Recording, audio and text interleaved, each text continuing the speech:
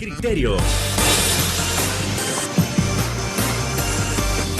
Una entrevista de Mix de Medios.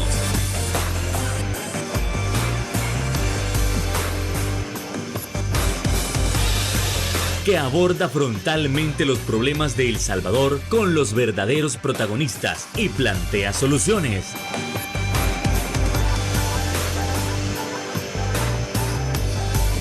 Criterios. Hola, ¿qué tal? Muy buenas noches, sean todos y cada uno de ustedes nuevamente bienvenidos a una emisión más de Criterios en este 19 de agosto para poder hablar, para poder comentar y analizar esos temas importantes de nación.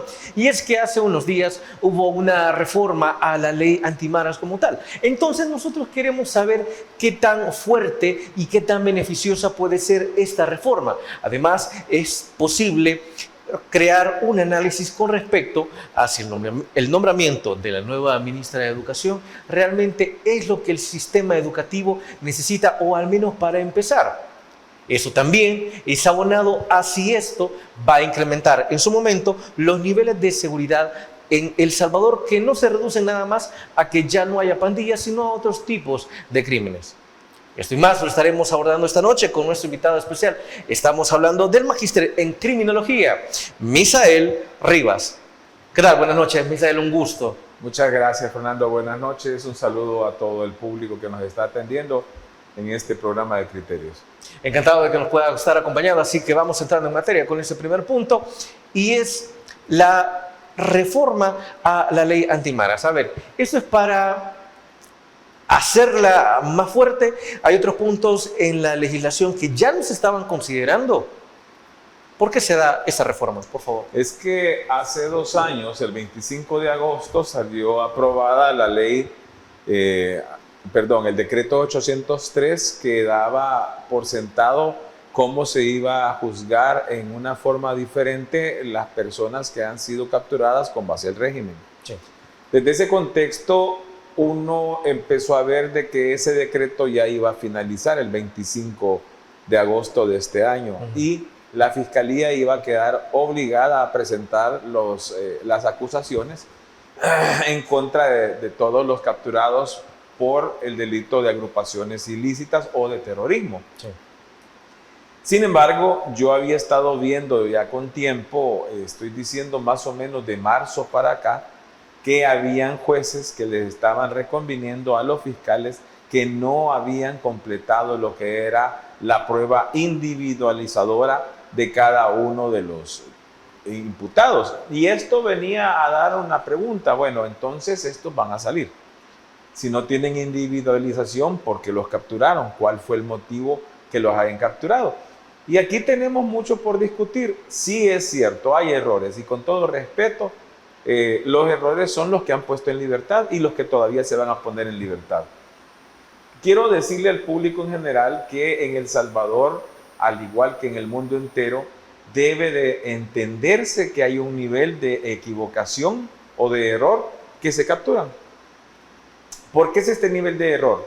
Cuando se da una ley con la que se está combatiendo, como se dio el lineamiento para capturar a los mareros allá el 26 de marzo del año 2022, nosotros tuvimos en ese momento indicaciones de lo que se conocía dentro de la policía.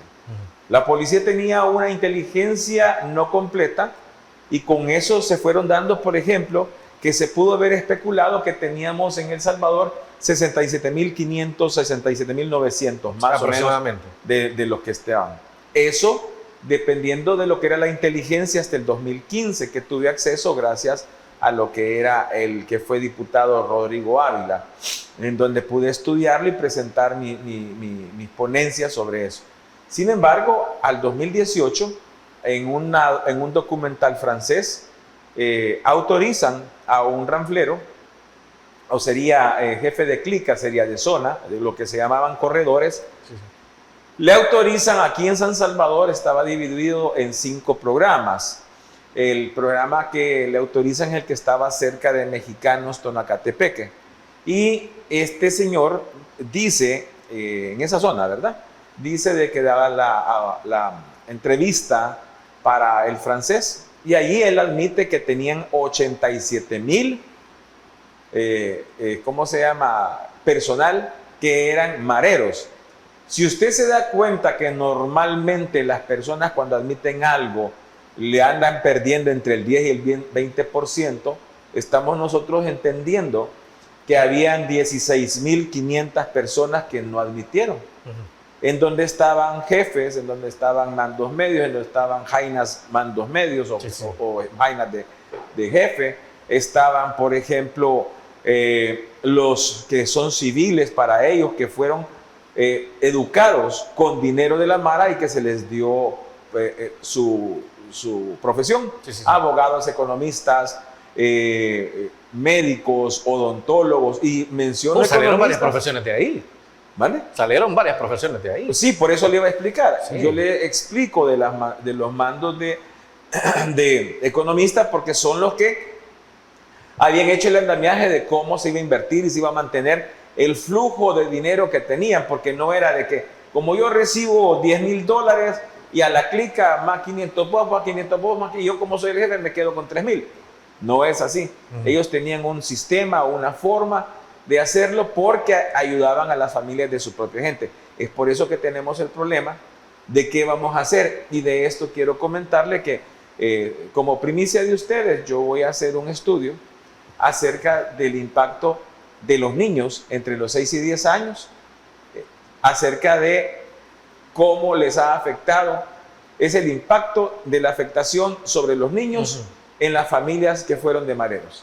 Eso es básicamente. Estoy preparando la primera parte, que es el proyecto terminar. Ya tengo el borrador último, solo me falta esta semana revisarlo y lo voy a presentar a 4 embajadas para ver si me dan el apoyo.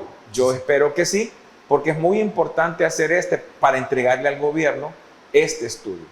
Entonces, cuando usted tiene esta situación, y lo hice, pues lo estoy explicando porque tiene que ver. Claro. Cuando usted tiene esta situación que empieza el gobierno a hacer el movimiento, muchas personas le decían, los de esa casa todos son mareros. Y llegaban, al principio no estaban capturando a personas de 40, 44 años, porque en la mente de nosotros, el de 44 años no tiene nada que ver. Ya maduró y ya no es. O ya no es, exactamente. Sí. Sin embargo, cuando usted ve que yo le he comentado, que he hecho en mis ponencias, especifico que yo fui el primero que conoció al primer marero que trajeron de Estados Unidos. Sí. Eso fue última semana de noviembre, 1 de diciembre. Del 94. Sí, exacto. Estamos hablando de 30 años, ya casi 31. Sí. Estos evolucionaron. Yo me acuerdo bien, había una joven que era de muy escasos recursos, pero ella tenía una belleza salvadoreña muy bonita, que ella estaba odiando El Salvador. Y ella pasaba siempre con amistades en bares, etcétera, y vino este hombre y le dijo, estás desperdiciando tu juventud, que esto, y la conquista. Y cuando yo veo, me dice, mire, ya establecimos las primeras escuelas de tatuaje, así le llamaron a las clicas primero. Y ella se había tatuado aquí, el 13, cabal, el 10, 1, 1, 1. Cuando se da esa situación, yo empiezo a ver, pero ¿por qué, verdad? Y yo hago mi informe, Rodrigo Ávila era el director de aquel entonces, dependíamos directamente de Casa Presidencial. Sí. Sin embargo, como había mucha rivalidad de los militares del 94 con los policías recién abordados el tiempo. Recién se había creado, ¿no? Recién creados, exactamente. Fíjese de que esto así hizo que un coronel y un mayor le dijeran al presidente que éramos dos jóvenes, Rodrigo y yo, éramos dos jóvenes queriendo llamar la atención y ganar connotación. Mire el resultado 30 años después. Es decir, le dijeron que ustedes nada más querían publicidad. Por decirlo más burdamente, exactamente. Entonces el presidente dijo que no, que eso eran pandillas y que como pandilleros que los controláramos como niños. Y se preocuparon más por lo que eran los grupos que eran conformados por exguerrilla y ex Fuerza Armada, que eran estos los que controlaban el secuestro express, la extorsión, etcétera. El presidente de aquel entonces entiendo que era Calderón Sol. Calderón Sol, Sí. recién había entrado. Sí, Calderón Sol. Entonces, cuando usted se da cuenta de eso, dice, mire cómo se resultó que lo que nosotros pudimos haber evitado de tiempo, atendiendo el problema que era no maras, sino que era, familias disfuncionales por la guerra. Por la guerra, sí. Mire todo lo que rescataron estos, porque les daban dinero, les enseñaban, ellos los reunía, les hablaba bonito, les decía, mira, nosotros somos tu familia, si vos tenés una necesidad, vení conmigo, porque él traía dinero y le mandaban dinero. Obviamente, después de que hace él toda la repartición, ahí viene todo lo que tenemos. Entonces, esta situación, cuando nosotros venimos y observamos que esta ley ha sido modificada, y se necesita la modificación porque ya va a terminar los 25 años, viene y da otra situación. ¿Usted se ha fijado que la gente dice, si quitan el régimen salen todas las maras? Sí, muchísimo. Yo lo he explicado muchísimo y lo he dicho, no, si el régimen es una herramienta, no es un sistema procesal penal, sino que es un punto. Sí. Ahora, para poder entender esta situación, y es que evidentemente mucha gente ha mencionado, mire, pero es cierto, si quitan el régimen, van a comenzar a salir todas las pandillas. Pero, como usted dice, es una herramienta. Pero esta herramienta hay que explicarla, pero no sin antes irnos a nuestra primera pausa comercial.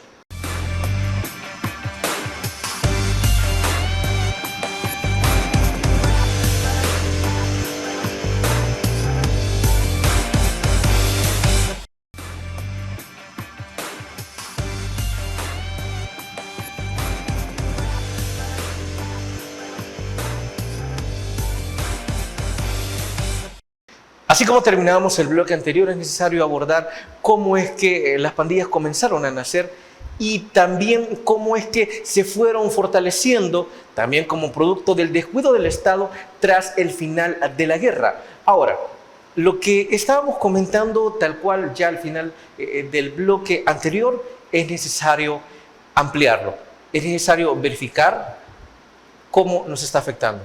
Por favor, Luciano. Sí. Entendamos nosotros que se desarrollan estos en apenas 6 años. Sí. Ellos alcanzan una connotación de 4.800 por lo que se controlaba en la policía. Sin embargo, después, entre el año 2000 y el 2010, ellos crecen exponencialmente 20 veces. Merman al Estado. No, los mareros, porque llegan hasta por el 2010 aproximadamente con 60.000 personas, miembros. Cuando el Estado viene y hace el análisis, prefieren negociar con ellos. Y es donde viene y resurge el Estado paralelo. Póngale pausa ahí y lo explico. ¿Por qué estoy haciendo esto? Mire, cuando usted analiza, y yo como académico con mi magíster, yo le decía, es que no se necesita ya el régimen, lo dije en el 2023, que se tenía que haber terminado para mí en noviembre del 2023. Sin embargo, para yo cambiar, tuve que estudiar por qué se estaba dando el régimen, cuál era la finalidad. No lo han visto así, sino que es por la intuición del señor presidente que se ha visto que socialmente la gente se siente apegada a la frase régimen de excepción, seguridad. Entonces ellos sienten que el régimen de excepción es su seguridad. Por lo tanto, ahí lo que es que se ha convertido de una política de combate criminal desde el punto de vista del derecho y de la seguridad social ciudadana, se ha convertido en una política sociológica criminal. ¿Qué significa esto? Que yo entiendo cuál es la necesidad de sentirse la persona segura. Y ahí es donde nosotros connotamos que es con esa frase. Entonces, ¿para qué quitarlo? Si las personas que estamos fuera de la criminalidad, no nos importa que nos pregunten que esto y lo otro, nos sentimos hasta más seguros. Pero esa es una cosa que solo en El Salvador se estudia, porque nosotros, por el nivel educativo que tiene El Salvador y la comprensión educativa del Salvador, el salvadoreño en general, la de clase baja, se siente mucho mejor así. Póngale pausa ahí. Ahora vámonos al otro. Veamos. ¿Qué pasa cuando dice las personas ya va a salir y que se va a salir y que esto, y empiezan los abogados defensores a sacar memes en donde dice el 25 saldrán no sé cuántos miles de personas, etcétera. No, mire, el 25, si no se hubiera dado esta ley, hubiesen salido más o menos unos 67,000 detenidos. Es decir, de los 88,750 que tenemos, hubiesen quedado 21,250 porque hubieran salido como 67,500. Obviamente hubieran salido y con el régimen de excepción hubiesen entrado con una mejor forma. Pero cuando usted observa y dice, momento, la gente se siente bien con este estilo de que el régimen, entonces estudiemos cómo es que se debe de continuar. Y yo siempre dije, ante lo que era las entrevistas que he dado, las ponencias que me ha tocado dar en el extranjero y las entrevistas en el extranjero, les digo, es que en El Salvador no tenemos esa factibilidad, no tenemos ahorita cómo educar a las personas para llegar a eso. Entonces hay que ver una ley que se parezca. Y yo decía, creemos la ley de la persona de interés. ¿Y qué era esta propuesta mía? Ojalá que lo escuchen los herederos de la jurisprudencia que están ahorita. ¿Qué es? Aquí en El Salvador hay un término de inquirir, que son 3 días para terminar de amalgamar todo el proceso. Se presenta a la fiscalía, tiene 3 días más la detención administrativa para presentarla al juzgado. Sin embargo, ¿cómo hacer para tener más tiempo? Yo proponía que la ley de personas de interés que cubriera los 15 días para poder hacer todo esto. Es decir, yo agarro a este porque según mi estudio, este está en tal cosa. Entonces, le doy la oportunidad de tener su defensor, y con esta ley lo que paso a hacer es que la detención previa al inquirir es para amalgamar. Me obliga a mí, pueden ser 15 días, 30 días. Se puede hacer porque no tiene nada que ver con el proceso del término de inquirir. Sí. Mantengo a esta persona en una investigación y yo paso todo a la fiscalía ya con mejorada la investigación. Parecido más o menos a lo que es el régimen. Esto nada más se convierte en una ley.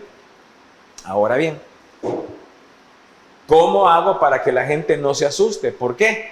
Porque cuando la gente dijo régimen de excepción, tranquilidad, se quita el régimen, se va para afuera, fíjese que sí tenían razón.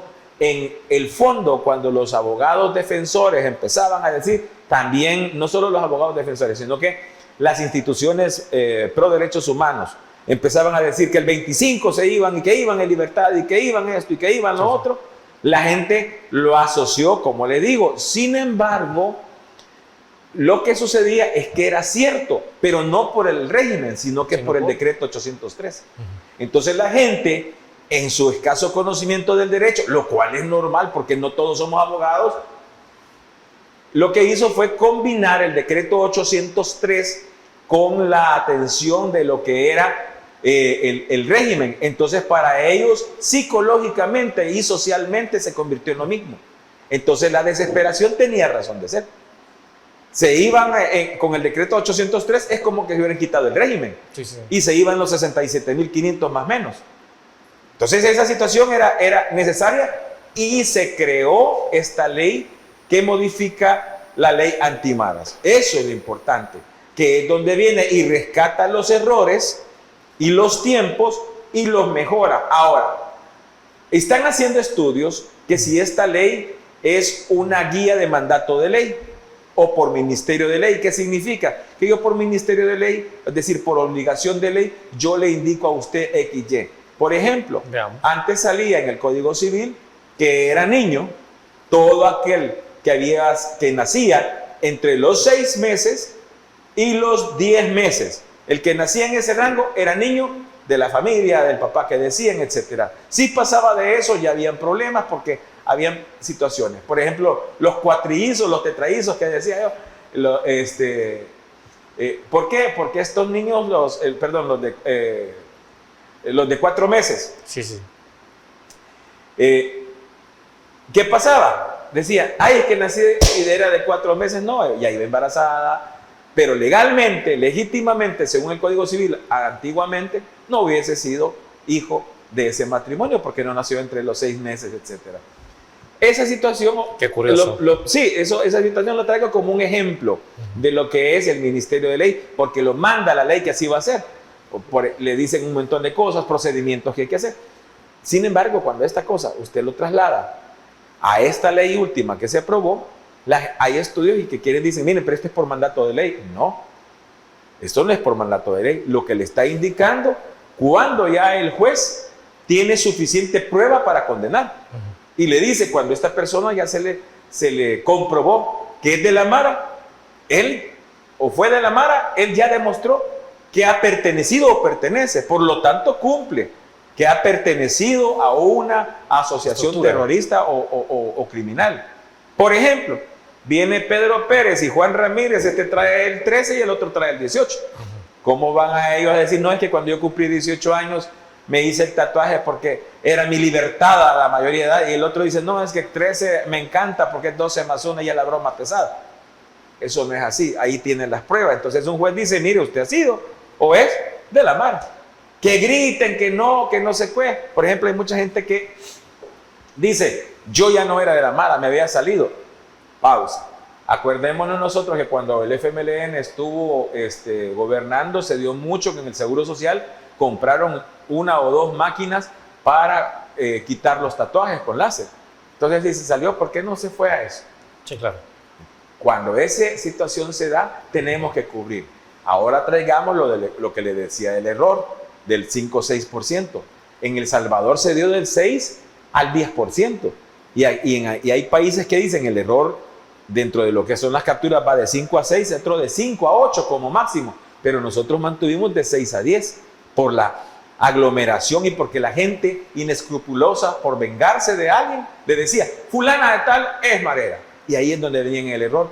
Cuando empiezan a ver que había un error que no se llevaban a las personas mayores de 40 años, empezaron a buscar. Yo vi una señora que era del lado de Cabañas, que tenía 44 años. Si es fácil, quítele 30 menos 4, no, 22, quítele, fue el 22, 27 años a 44, tenía 17. Posiblemente era la joven que yo conocí, o estaba bien cambiada ya físicamente. Sí, claro. Y tenía el 18 en toda la espalda. Cuando a la señora la desnudan, una policía, porque le llamó la atención, el interés, lo que ponía a hablar con la gente, y le ve el 18, ahí que terminó. Entonces, aquí viene la situación y viene error positivo, error negativo. Y aquí es donde con esta ley se está tratando de llegar. La problemática, para cerrar la idea de esta ley que acaba de hacer, es que se aprecia como que la prueba de inocencia es ahora al revés, que tiene que probar el inocente que es inocente. Y no debería de ser así por la doctrina. Pero me imagino que es por la redacción, ojalá que la redacción salga mejor. Bueno, con esto nos vamos a ir a la siguiente pausa comercial. Ya regresamos aquí en Criterios.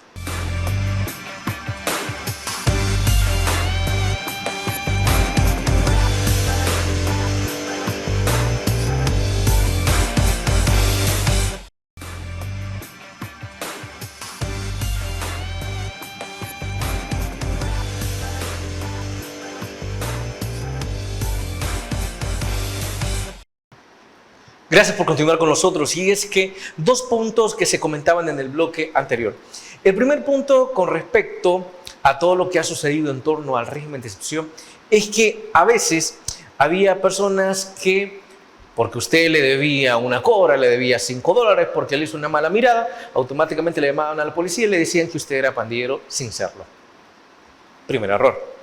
Y el segundo error que se está comentando es sobre, bueno, mire, pero esa persona ya tiene 45 años, ya tiene 50 años. A lo mejor, pues jamás ha sido de la pandilla. Y cuando usted viene a ver, en su momento, en efecto, sí fue pandillero o pandillera. No había que tocar a estas personas acaso.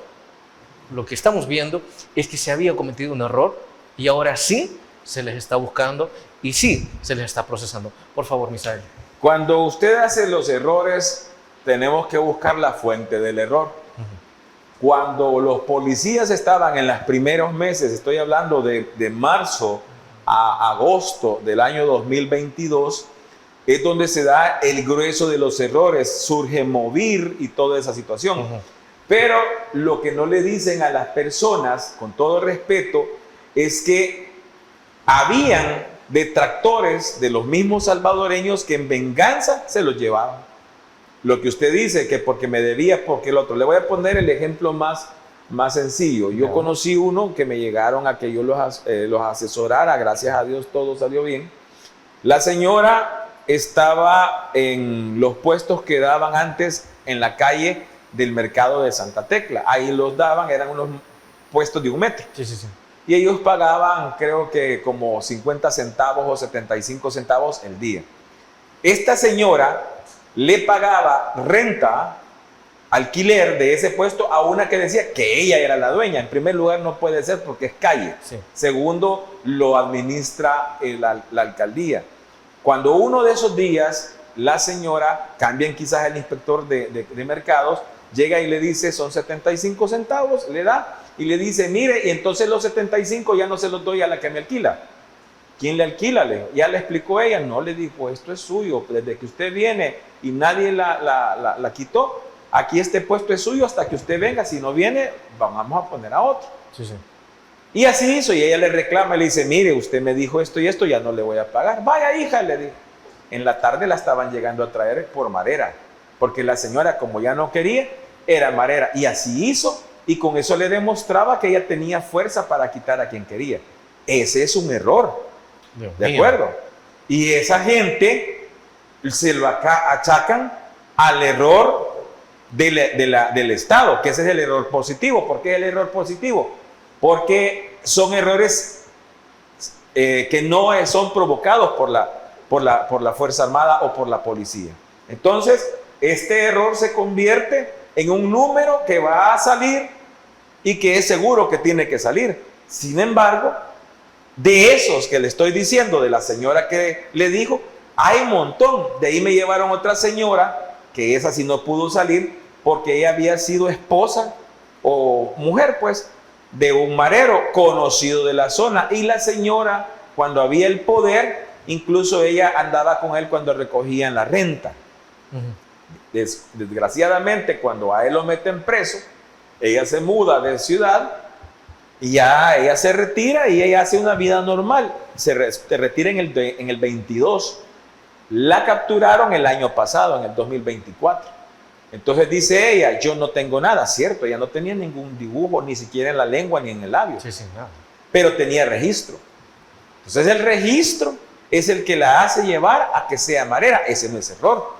Lo que pasa es que la Fuerza Armada y la policía habían cometido el error de no localizarla, de que la investigación no surtiera el efecto que se necesitaba, que se quería. Entonces, el error negativo ahora viene a ser cuando se va una persona que es inocente. Y le voy a dar un ejemplo.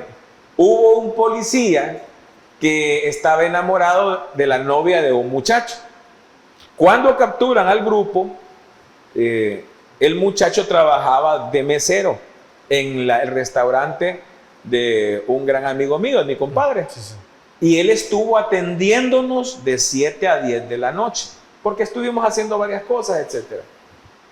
Cuando le avisan, mire, capturaron a mi hijo, dice la señora que era cocinera, y le dice a qué horas, a tal hora, después de que había estado con nosotros, media hora o 40 minutos después. Cuando yo voy a ver el caso, me piden que vaya a ver el caso, tristemente voy viendo que dice de que él había estado de ventilador, que es de estar de posta, viendo Sí, sí. que venían o no los policías, y que lo habían capturado a las 7:10 o 7:15 de la noche, hora que estaba a la par mía, ahí que primero estaba sirviendo la cena a esa Estaba hora, trabajando. y después se había quedado a la atención obviamente de su jefe, que era mi compadre, que estábamos trabajando. Cuando yo veo, le digo, no, eso no es cierto. Y gracias a Dios, sacamos las declaraciones formales de las personas, presentamos y él salió. Pero ¿qué sucedió cuando hicimos la investigación? La novia le dijo, fíjate que lo que pasa es que el policía que vino acá le dijo que parecía tal cosa, le dijo. Fíjate que él me había enamorado y me dijo de que vos eras mala gente y que no sé qué, y que qué pasaba si vos ibas preso. Entonces se le dijo de que él podía ser un marero y de repente te llevan ahí y le fue a decir después, mire, su novio apareció de marero. Ya ve que era malo, yo les tenía razón. Cuando vemos nosotros todo, ahí aparece lo que actualmente muchos jueces están diciendo, cuál es el vínculo, cómo es que él se desarrollaba. Solo decía que cuando él estaba ahí, estaba de posta a la entrada. Lo votamos con los testimonios de personas que dijimos, no hombre, ahí estaba trabajando. Y tenía su ficha de entrada y salida. Sí, sí. Y la otra fue cuando se le tuvo que vincular. ¿A dónde es que estaba? Nadie lo mencionaba. Ni siquiera lo mencionaban, ni siquiera como amigo, porque vivía en la zona. Esos errores se han dado mucho. Y han habido errores, con todo respeto que me merece. Hay malos policías que pedían dinero para no llevarse a la gente. No les daban el dinero. Extorsionaban a la gente. Sí.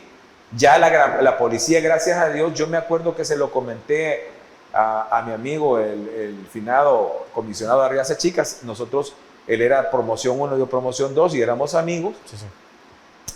Y en una ocasión él me decía siempre mi nombre clave. Mire, me dijo usted que ha dicho esto y esto y esto. Dígame más o menos. Y ya le dije, mire, fíjese que es esto y esto. Y él armó una investigación. Entonces agarraron varios policías que extorsionaban a la gente. O que le decían, te voy a borrar tu historial de marero y no te preocupes. Entonces eso sucedió. Pero gracias a Dios, la policía ha puesto y ha logrado poner en la cárcel a estos policías. Bueno, con esto nos vamos a ir a la siguiente pausa comercial. Ya regresamos aquí en Criterios.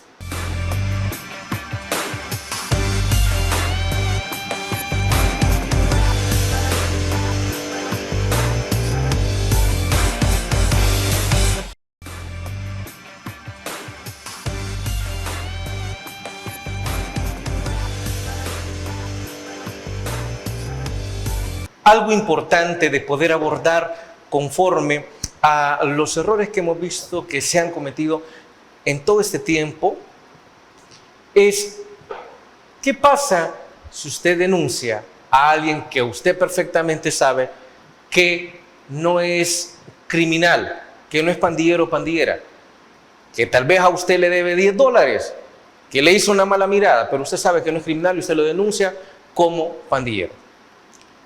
Podríamos pensar que a quien denuncia podría no sucederle mayor cosa. Por favor. No, hay un delito que se llama denuncia calumniosa.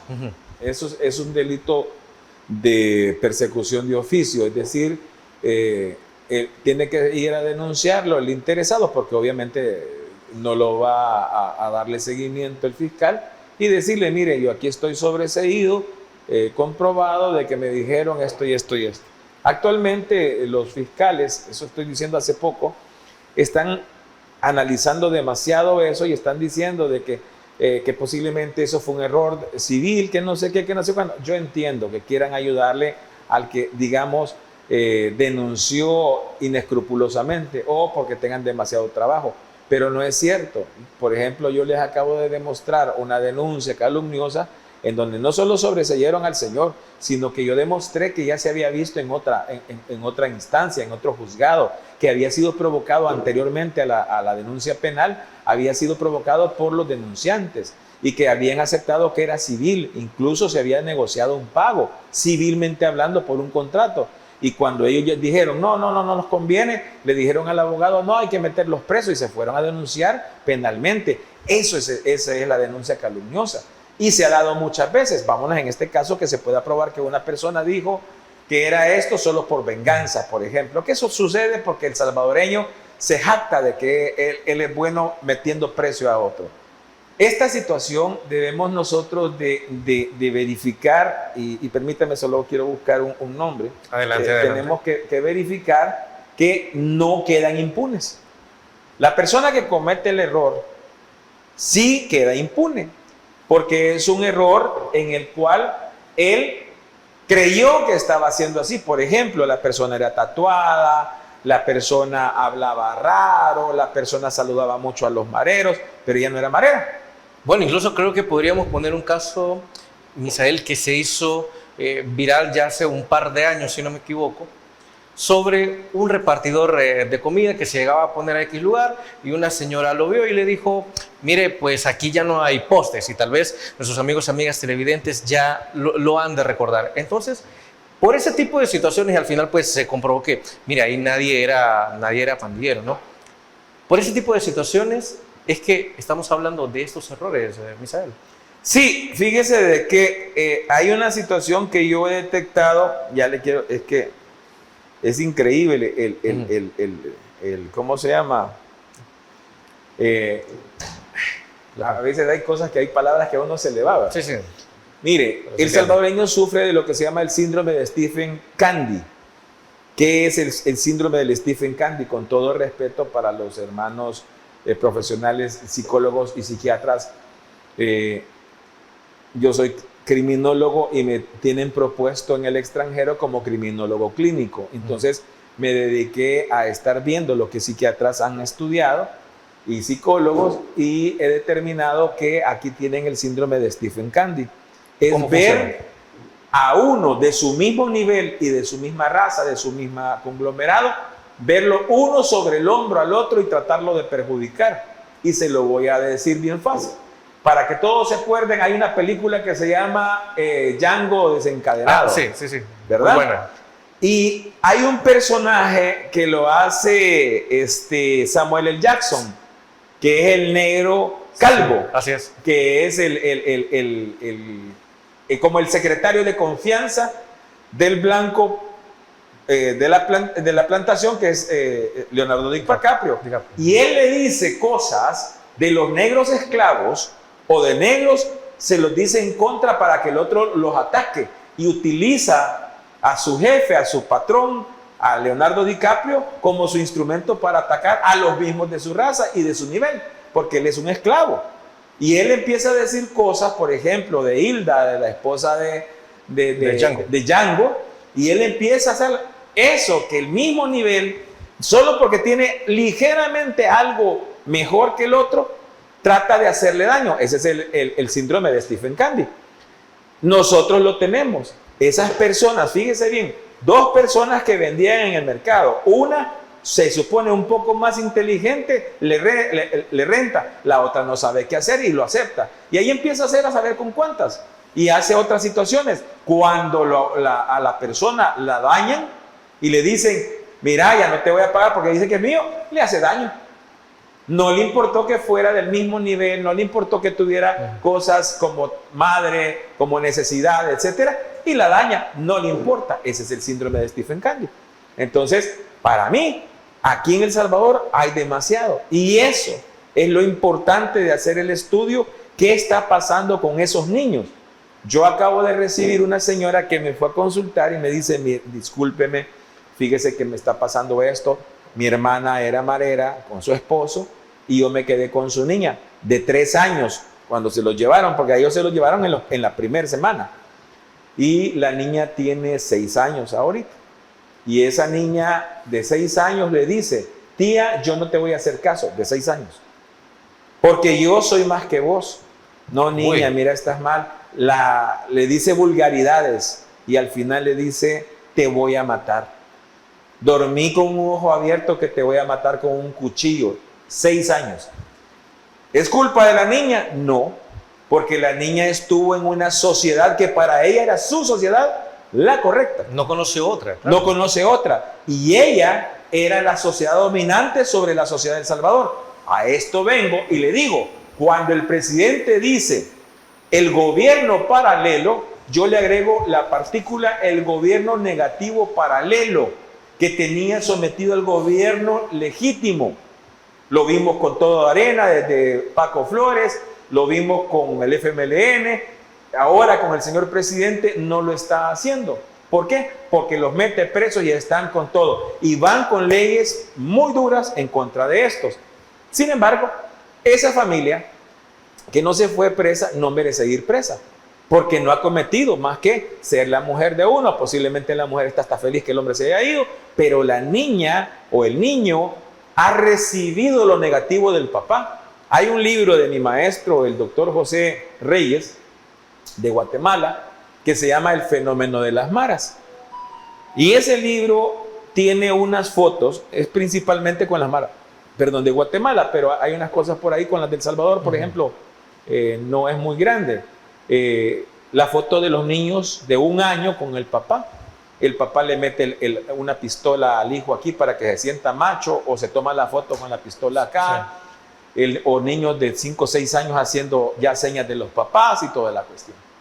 Eso es lo que se debe de preocupar, porque si no tenemos una generación latente que solo le hemos puesto un punto en el mapa y que cuando tengan la edad se les va a quitar. Ya hicieron el intento, lo que hemos visto nosotros en el INTI, en el Inframen, en Chalatenango. Y esto es lo que se debe de preocupar e invertir. Estoy de acuerdo que El Salvador no tiene dinero para un montón de inversiones porque la educación, eso es muy especial. Hay que conseguir el dinero en el extranjero. Ahora, antes de otro punto, Misael, usted me comentaba del caso de esta niña de 6 años. Sí. El vocabulario que tiene es horrible. Realmente estamos hablando de que esta niña nació y creció entre pandilleros. Así ¿sí? es. Que no es culpa de la niña tal cual. Pero recuerdo también que en la última ocasión que nosotros estábamos dialogando, usted me decía que aquellos jóvenes que tenían entre 17 y 18 años no tenían remedio tal cual. Ya su mente ya se configuró para actuar de esa manera. Para el caso de esta niña de 6 años, todavía hay salvación, Sí. Todavía hay una transformación. Sí. Podemos agarrar la generación de 0 años hasta los 10 años, para ya diciéndole el trabajo. Estos niños se les puede enseñar a ser parte de la sociedad, porque no han sido lanzados per se a la sociedad. Y tiene que involucrarse a la mamá. Por ejemplo, aquí tenemos que hacer una partida presupuestaria para que la niña sea la garante y vigilante de sus hijos. Es decir, pagarles un sueldo pues por ser mamá. Sí. Pero con la condición de que va a ser supervisada, de que todo se va dando como se está haciendo. Aquí traigo, por ejemplo, la nueva ministra. Ahí están haciendo memes, que no sé qué y que no sé cuándo. Se va a militarizar la escuela. Exactamente. Pero yo no vi a nadie cuando el profesor Sánchez Serén, me acuerdo que fue viceministro y vicepresidente y ministro de Educación. También tuvimos a otro de unos hermanos que fueron, ministros de Educación, de los que fueron guerrilleros. Yo a nadie vi protestar porque habían sido guerrilleros. Y como guerrilleros dispararon u ordenaron disparar y matar gente. Entonces, ¿cuál es la equidad? Con todo respeto al salvadoreño que me está viendo, con todo respeto, ¿dónde está la equidad? Ahora que tenemos la ministra, ella tiene una columna vertebral de disciplina y la demostró desde que ella era niña y entró a estudiar a la escuela militar. Luego lo demostró con sus notas, con las cuales ganó la beca de la Universidad Salvadoreña Alberto Maferrer para estudiar doctorado en medicina. Ella tiene esa situación. Si fuera en la vida civil, ella podría ser rectora con solo ser de profesional, porque ese es el requisito para ser rectora. Entonces no hay por qué decir que porque es militar no puede ser ministra. No, debe ser esta señora, darle el beneficio de la duda, porque debemos disciplinar a los niños cuando los lanza a la segunda familia, que es la sociedad, y los estamos lanzando realmente en educación más o menos entre los 6 y los 8 años, cuando estamos necesitando esa memorándum que dice, los niños saludarán, y le hacen burla porque dice, con un saludo amable parece, algo así o respetuoso. Claro que tiene que ser respetuoso, porque yo a usted le puedo decir, ¿qué pasó vos? Ese no es respetuoso. No, desde luego que no. Yo no lo conozco, ¿qué tal Fernando? ¿Cómo está? Darle la mano porque es nuestra costumbre. Entonces, eso es a lo que se refiere ella. Y esta señora, le auguro y le agradezco, ojalá que escuche mis palabras, que se mantenga bajo esa. Es más, no me acuerdo si con usted, ya termino, no me acuerdo con usted, le dije que había necesidad de disciplina y que yo decía que por qué no usábamos a la Fuerza Armada para darle clases de disciplina, de moral y cívica en las tardes a todos los colegios y escuelas, y también donde no se alcanzara con la policía. Si este es el momento, hombre, para tener una mejor sociedad. Bueno, con esto y para poder ampliar, nos vamos a la última pausa comercial y regresamos rápidamente en Criterios.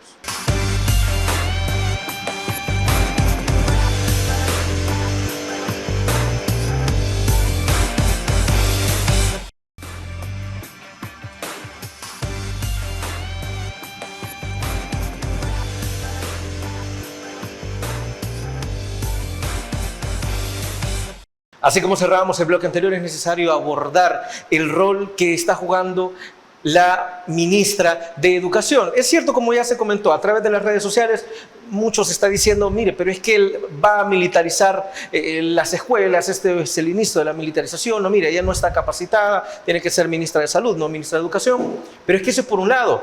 Por el otro lado se está mencionando, mire, de igual manera, a pesar de que en los colegios se pida disciplina, hace falta alguien que ordene y exija al 100% que los estudiantes pues vayan limpios, que los estudiantes saluden como tal, que los estudiantes se comporten.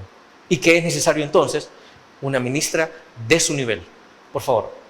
La joven tiene 35 años, creo que se está apostando al nuevo liderazgo. No podemos hablar de líderes y lideresas en El Salvador si no les damos la oportunidad. Aquí el pueblo salvadoreño se la dio al señor presidente de la República, que tenía 36 años, y más no me acuerdo, cuando él entró como presidente, y resulta ser que ha dado un boom a nivel internacional y todavía con sus detractores todavía diciendo estupideces, aun cuando se logran cosas.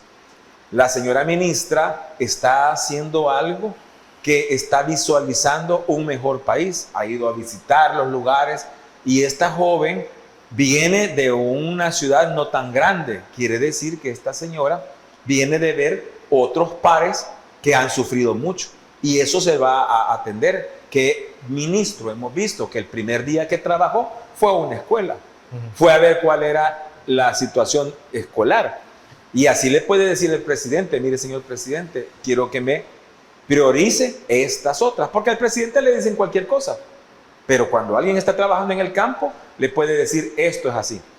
Pueden decir que va a estar supeditada al viceministro, al ministro del vicealmirante Merino Monroy. Yo lo respeto mucho y no dudo que él tuvo que haber dado informe al presidente de qué tipo de mujer era, de qué tipo de oficial era. Y no lo dudo. Debe ser de sus mejores oficiales. Así es, a eso iba a llegar. De que por ser de sus mejores oficiales, él le va a ayudar con lo que le pida. Hablamos de meritocracia. Entonces. Así es, de meritocracia, no como ahora el compadrazgo, ¿verdad? Que era, perdón, no como era antes, la cherada, lo comprado, etc. Y le voy a poner esto. ¿Y qué de malo tiene que tengamos 2 soldados por grado o 1 soldado por grado y en total por todos tuviéramos un mini destacamento de unos 12, 20 soldados para cada una de las escuelas? No tiene nada de malo. Y no así fue como se metieron los mareros, pues porque no había seguridad. Entonces, eso no solamente quiere decir esto, pero ya viene la sarta de gente mala de decir esto, etcétera, etcétera. Y esto es, le digo, la modernización que se está haciendo en un estado de necesidad, un estado con necesidad, porque es estado de necesidad y estado con necesidad. El estado de necesidad es la población futura. Y la necesidad que tenemos, que es con necesidad, disciplina y seguridad. Entonces estamos completos. Aquí venimos, entonces, por ejemplo, del por qué el sexenio que viene con el señor presidente va a ser la mejor apuesta. ¿Por qué? A mí me explicaron cuando yo estudié esa parte en derecho constitucional, que era derecho político, doctrinas políticas se llamaba. Tetraenio, muy corto, pero sembraba las bases. Si era malo, lo cortaban. Si era bueno, lo reelegían, pero había que ver reelección. Quinquenio, como El Salvador, terminaban solo proyectos cortos, pequeños, más o menos, y dejaban el siguiente para el futuro presidente del mismo partido político. Por lo tanto, que teníamos dictadura partidaria, porque así fue. Y el sexenio completa trabajos y misiones de nivel superior, porque en 6 años se terminan y se supervisan. Entonces, ahí vienen las diferencias, que yo creo que eso tendríamos otro programa hablando de todo eso. Desde luego, porque estamos hablando de proyectos a largo plazo, ¿no? Así es. De proyectos que no se pausan, así como en administraciones muy anteriores. ¿Sí? Solo le cierro esto. Mire, póngase a pensar esto. El mismo día que inauguraron los puentes en El Salvador, recién o el mismo día inauguraron uno en Honduras. Sí. Era un puente Bailey, que es la diferencia con el de hamaca. Este no está sostenido en alambres y postes al final, sino que tiene cierta sostenibilidad, pero solo para peatones. Ah, bueno. Y entonces viene el nuestro, que es un puente normal, se hace con lujo, porque también van a decir, ¿y por qué gastaron en esa cosa? No, es en el mundo entero uno se toma fotos que en monumentos, que en puentes. Si no, díganme, ¿cuántos que han ido a San Francisco, California, no los llevan al parque para tomarse de espalda el puente del Golden Gate? Sí, es cierto. O los puentes de Nueva York, o los puentes de Chicago, que por cierto, en Chicago está uno muy parecido a este, y en Australia. Si para eso es, basta y sobra ir al puerto, y hay gente en la curva del puente grande, cuando uno ya va llegando al puerto, Sí. se baja y se toma una foto, porque en la selfie le sale los dos cerros y el mar. Es una belleza. Si hasta para eso hay que tener cabeza estadista. Así es que les agradezco mucho y les pido de que cuando nos juzguen, no nos amenacen ni nos insulten. Quiero decirle de que lamentablemente yo estaba comiendo con mi hija un día y me llegó alguien que no le gustó lo que yo dijo, me reconoció y me rompió el parabrisas trasero. ¿En serio? Por sí, Dios. así es que eso no lo hagan, porque nosotros venimos acá sin ganar nada y lo hacemos porque tengamos un mejor El Salvador. Desde luego, Misael, y esperamos que este tipo de eventos no vuelva a suceder, bueno, ni a sucederle a nadie tal cual, y también esperamos que en una próxima ocasión también nos traiga esos criterios para seguir hablando de la evolución de la seguridad en El Salvador. Con mucho gusto, Fernando, y muchas gracias al pueblo salvadoreño. Buenas noches. Canal, muchas gracias. Amigos, amigas televidentes, gracias por habernos sintonizado una vez más. Recuerden que el criterio más importante en todo aspecto lo tienen ustedes. Descansen. Feliz noche. Criterio. Una entrevista de Mix de Medios.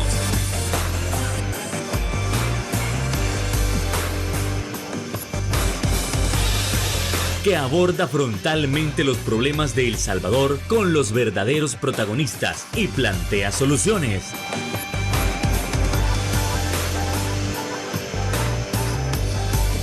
Criterios.